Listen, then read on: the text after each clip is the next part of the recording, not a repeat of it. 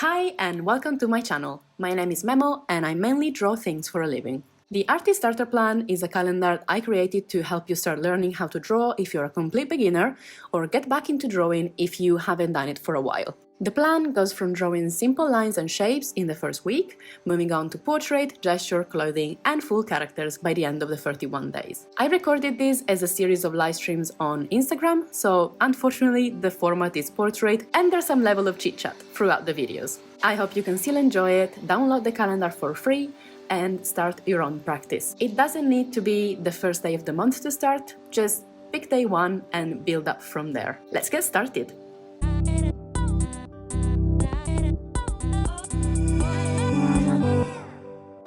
Hi guys! Welcome! Same location as yesterday, and this is my studio. As you can see behind me, there's a beautiful print of like the Iron Giant. I think that's the name in English. Sorry, I had like a bit of a brain freeze there. In Italian it's called Il Gigante di Ferro. Anyway, so how are you guys? What time of day is it? Where you live. Let me know what have you been up to, where you're from, stuff like that. And I will check the comments whilst I turn around the camera, because today is day 3 of the Artist Starter Plan.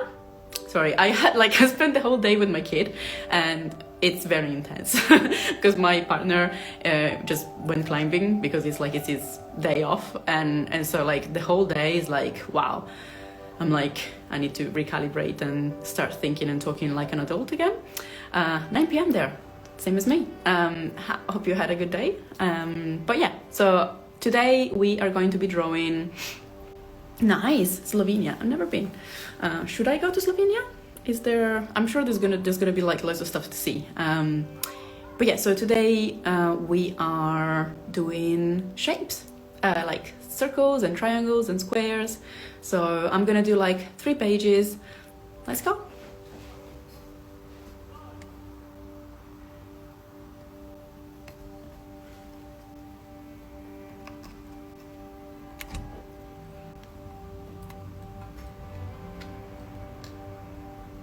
Oh, nice, from Brazil.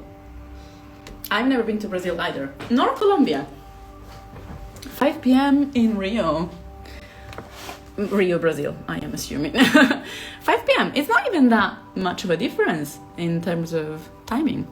Okay, so let's start with some squares. I'm sorry if like there's a very like harsh light to my right, so I hope I don't cast too much of a shadow on the page. So I'm just gonna start with squares. The goal of this exercise is to be as precise as possible. So unlike the other days where the goal was like to get our hand kind of loose, and and those are exercises, the ones with the shapes. Ciao a Cosenza, da Torino. I live in Turin. So yeah, the goal of the other days was to pretty much make sure that your hand was getting properly warmed up before actually drawing. And so those are exercises that are good, even if you're like every day, before you start your drawing practice, it's good to do some line work basically. Instead, this exercise is more for like training your eye to kind of follow like basically the inputs of your brain, and like your hand to follow the inputs of your brain and be very precise about it. So as you can see, I'm drawing like little squares, and I don't know if you can see it from the recording, but my notebook, my sketchbook, is a Tsuki sketchbook, so it's got little dots on it, and I'm trying to do squares of 4 by 4 dots. And like the goal, as I was saying, is to kind of try and be as precise as possible, so do just 1 line per side, and yeah, and just go on like this. It's not very imaginative, but it's a good way to, as I was saying, kind of connect those brain cells, right, from your hand, like from your eye to your hand. That was a very bad square. I apologize for the inaccuracy of that square. There you go. These are better. Yeah, it's actually quite relaxing, I think, as exercises go. It's kind of like, you know, coloring a coloring book, or, you know, just, you know, those games that used to be in like old people, like crossword magazines. My grandma used to buy those in Italy. Just one very famous called La Settimana Enigmistica, and like she used to buy every week, and she used to do all the crosswords, even the really hard ones, without any you know, like those ones that don't really have descriptions, but you just have to kind of like make them up as you go along. I never really understood how they work because I hate crosswords. I do like Sudoku, but I hate crosswords. I don't know if you guys, how do you guys stand on the crosswords Sudoku sort of derby? But basically she let me do all those like join the dots games where there's like numbered dots and you have to join them, and at the end you get like a little, usually it's like a little gag basically. They're never funny as well, like the humor is like old people humor, I think. Usually it's like some sort of sexist joke, but yeah, I don't know, it's just like a nice memory because there's my grandma in it, I guess. Anyway. So yeah, you just do like a page of these, and if you don't have dots or like any sort of lined paper, then I mean it's going to be more difficult, obviously, but I would suggest that you try anyway and do as many little boxes as possible.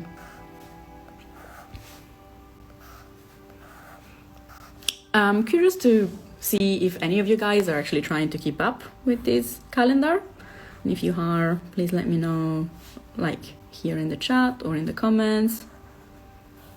It's interesting to me to know, and like if you guys are interested in more things like this, like monthly challenges, I could think of something for February. So yeah, let me know.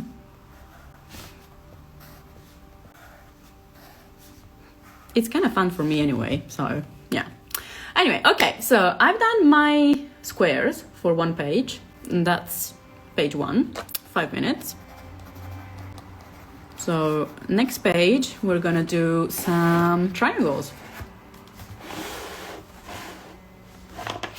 Okay, the triangles are, I don't know if they're more difficult or easier, to be honest. Let's go. So I'm gonna try and do 4, and then like in the middle here, here, and here. Okay, so 4 and in the middle. Yeah, it's actually harder because I don't have to aim for a dot, but I have to aim for a space between 2 dots, so it is slightly more difficult.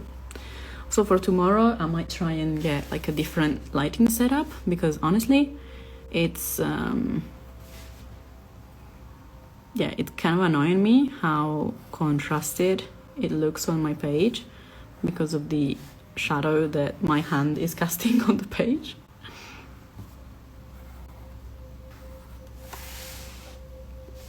Have you guys ever tried to do an exercise like this? Like I know that there was like a method. I never done it and I can't remember the name honestly, but like a friend of mine did it and she said that it was really useful for her, that it was like the 100 or like 1000 dot method, like not dots, sorry, box squares basically method, where like you draw like 1,000,000 squares every day, and then magically at the end you're like really good at drawing. To be honest, this friend of mine that told me that this was good, she was already good, so I don't know. But yeah, I've never tried it myself. I don't know if I would do like a full month of just this, because it's a little bit, I mean, it does get old quite fast. But then if you try and actually do it, you know, like very, very accurately, it's actually really hard. So I can see that like most of my triangles are a little bit wonky.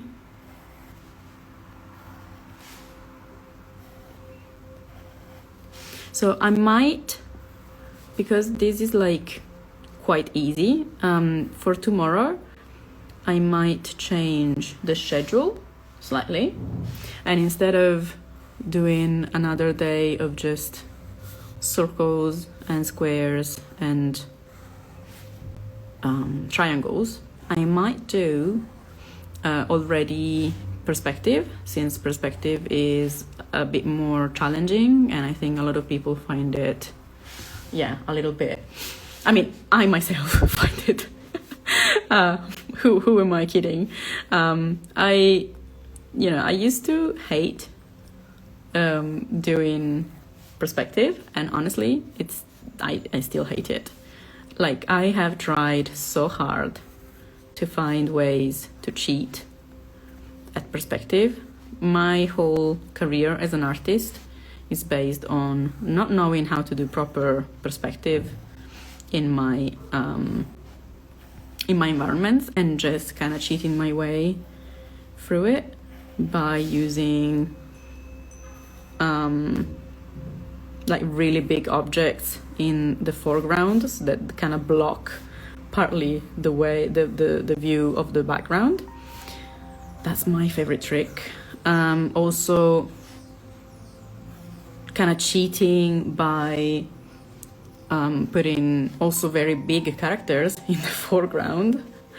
Also, like, if I do have to have a kind of like an environment scene with a lot of background, like a lot of like very far away see things that you can see, and that's already kind of like one of my pet peeves. Like, I hate those kind of scenes because the characters get really small, and especially like those kind of scenes in children's books are usually used to show a great number of characters together.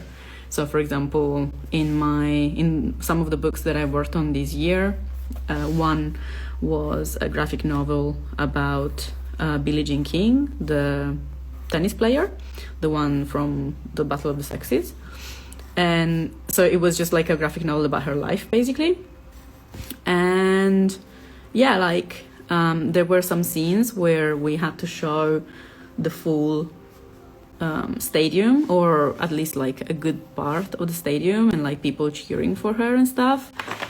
And man, oh god, those were my most disliked scenes of all, like where you have to draw like a million characters, and like I just wanted to have a little like clone brush and just, you know, like repeat them.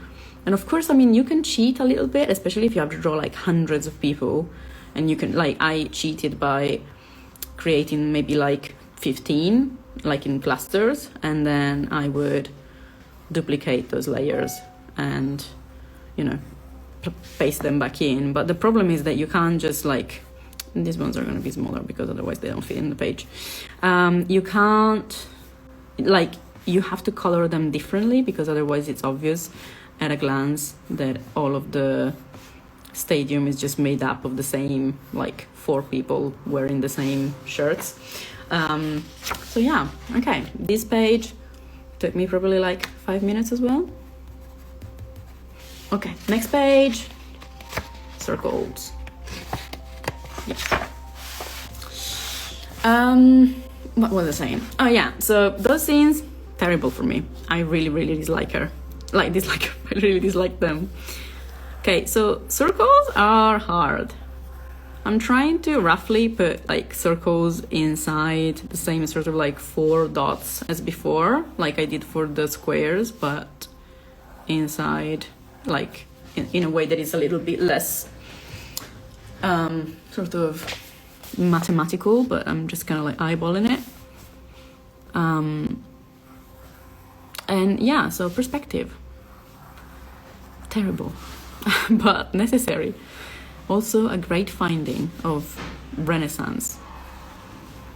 And yeah, I mean, you can fake perspective also by just using color. Like even if your buildings are not all in like perfect, like 100% perfect perspective, like you can use, basically once you've done enough exercises with perspective, you can start using what is called intuitive perspective, which is basically when an artist just eyeballs it, right? And then by using color, you can sort of improve on that. So you know, like before doing a big illustration, I not just me, but like most people do a value study of the piece that you're gonna do. And for value, we mean that you draw just in grayscale, like you color things. Usually it's a thumbnail, like it's not like the finished thing, but you color it in with grayscale and put in the darkest grays at the front in the foreground and the lightest ones in the back, and that's called well, I don't know how it is called in English. In Italian it's called prospettiva aerea, which is something that Leonardo da Vinci came up with. And if you see most of his paintings, like the Mona Lisa as well, La Gioconda, have these sort of backgrounds. I hope you're not hearing these really annoying ambulance. So yeah, most of his paintings have these backgrounds that kind of fade into mist, and that sort of like mist, so like basically things growing less and less saturated and more vague and light towards the end of, you know, the distance, really help convey this sense of, you know, those things are farther away than things in the front. So yeah, that's another trick that you can use to never learn how to properly do perspective. Cool. So this was 5 minutes too. Actually, it was 3 minutes. So by being less accurate, I was able to cut my time almost in half. Nice. So it's 9:17, which means that we have done our daily 15 minutes of work. I'm gonna just move this back. Hiya. Okay, so yesterday we did curvy lines and a little bit of straight lines. The day before we did straight lines. So tomorrow, instead of doing, sorry, it's very tall, so I have to like stand on my tippy toes, unless I could just, you know, make this lower, which is probably best. There you go. Hi to Iraq. So yeah, tomorrow we are gonna cheat and move forward because I don't want to do another full practice of just squares and triangles and circles, but if you want to, you're free to do them and then do the perspective with me as well. So we're gonna do basically a little bit of perspective and some objects in perspective, probably mostly squares, because they're the easiest. Well, squares, cuboids, because if they are in perspective, they are 3D, so it's not a square anymore, it's a cuboid. And I hope you have a wonderful rest of the day or night, according to where you live, and I'll see you tomorrow. Bye, guys!